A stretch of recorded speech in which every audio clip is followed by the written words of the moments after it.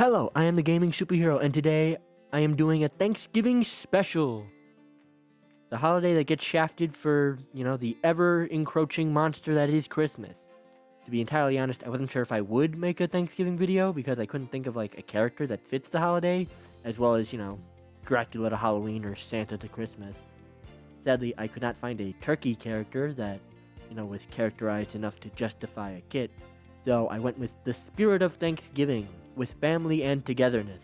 And since the Fantastic Four are already in the game, I went with the second superhero family of Marvel, the Power Pack. Big thanks to DJ CM0420 because I want to say at least 2 members of the Power Pack were on this massive list of characters, hence I found out about them in time to make this video. So this holiday special is brought to you by DJ CM0420. Well, let's get to the kit. No shoutouts, so on we go.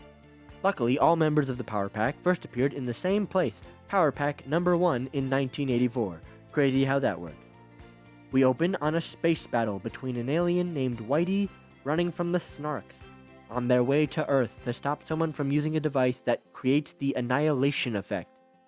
That man being Dr. Power, the father of our 4 main characters that are currently chilling in their home doing chores.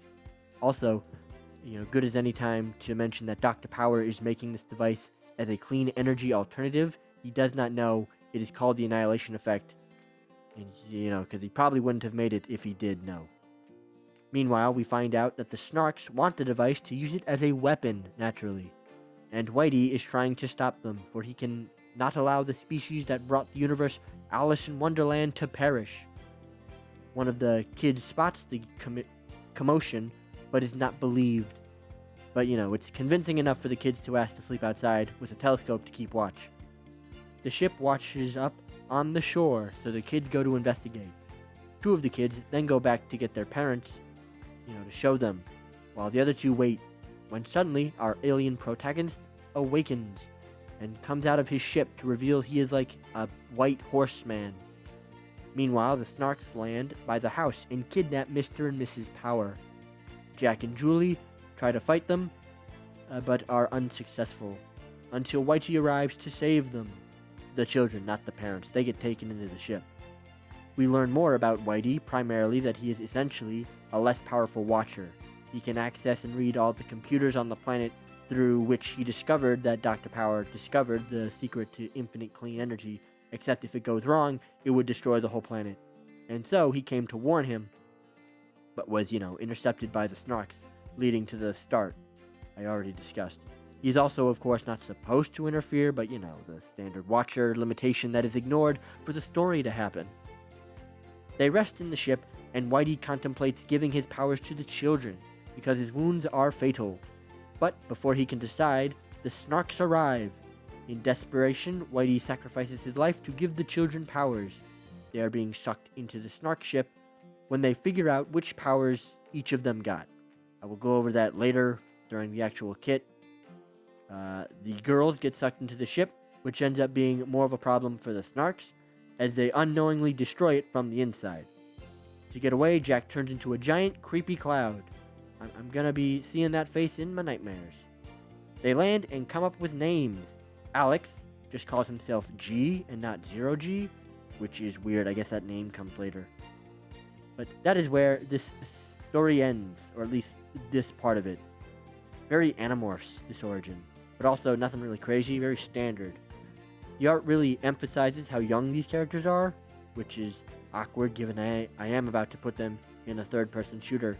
But remember, the Rivals versions would be aged up like Penny Parker, and their modern comic versions, because they are one of the few comic characters to actually age over time, and not one-to-one with real life, but, still enough to be adults in modern continuity.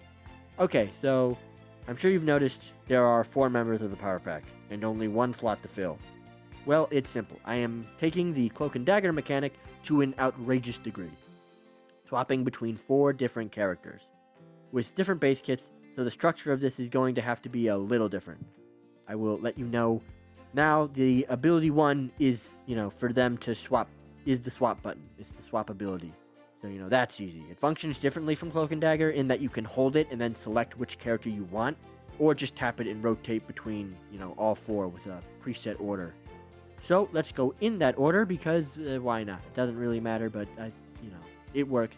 We are starting with 0G, aka Alexander Power, the leader of the Power Pack. And I guess now is also a good time to mention that obviously if the characters came to the game, they would be aged up to at least 18, like Penny. I already mentioned this. Because, surprisingly, you can't have a game where you shoot a child and still have it be rated T. I don't know why so many people think Rivals Penny is underage in the game. His primary fire is a basic projectile that is him throwing gravity in a way to damage an opponent. Look, the mechanics of this are weird, but they don't need to make sense. He also has a movement ability in that he is a free flight character, similar to Iron Man and stuff like that. Now, not all the members of the Power Pack are like this, so keep that in mind. His ability too is Rise Up. Throw a projectile that will create an area around the impact point and will launch enemies into the air and hold them there for a few seconds. Very simple ability that is just kind of expected with this kind of kit. Obviously, the enemies wouldn't be able to move a whole lot to dodge while up in the air. Ability 3 is Slow Down. Create an area where 0G grounds and slows enemies. Another expected part of a gravity-based kit. But luckily, that is only a fourth of the kit. We are going to wait to go over the ultimate because it is also the same for all 4 members. On to what I can only assume to be the most popular member of the Power Pack, given it is the only one that's outright named on the list. Energizer, aka Catherine Margaret Powers. I thought there were 2 because he put Energizer on the list, but then also put the Power Pack as their own slot, so that's where the confusion came from. Her primary is the ability to throw little power balls. Not what I would have called them, but whatever. That's the comic's gonna comic, I guess. They explode on impact, dealing damage. And that's it. No passive or ability to fly like the main G. Ability 2 is the ability to catch enemy projectiles, increasing the damage of her primary and third ability, but we'll get to that later. This is how her powers are stated to work, so I had to put it in. Plus, it gives her a minor survivability skill. The more projectiles, or the more powerful the projectile caught, the more powerful her other abilities are, giving her the most potential damage of the 4. Not that the others have little damage, but if you manage the projectiles, it can really build up. Ability 3 is Power Nuke. Throw a huge projectile that is thrown in an arc that creates a massive explosion that deals big damage that is increased based on how much you absorbed. Another big explosion ability, I imagine the explosion being slightly smaller than Iron Man ult. The damage would obviously be significantly less, but it's not an ultimate. It's not an ultimate, so... Which we aren't at yet because we still have 2 more pack members to get through. Come on, stay with me. We're halfway there. We're halfway there. Next is Lightspeed, aka Julie Power, the second female member of the pack and the resident speedster of the group. Her primary is a very fast melee, functioning to just deal constant damage as long as the enemy is within range, instead of the standard melee that has down points between punches. She is also the second constant flyer of the group, but she does have a movement ability that allows her to fly forward at an increased speed that leaves a rainbow trail that will block projectiles behind her. A nice movement buff that also helps protect allies.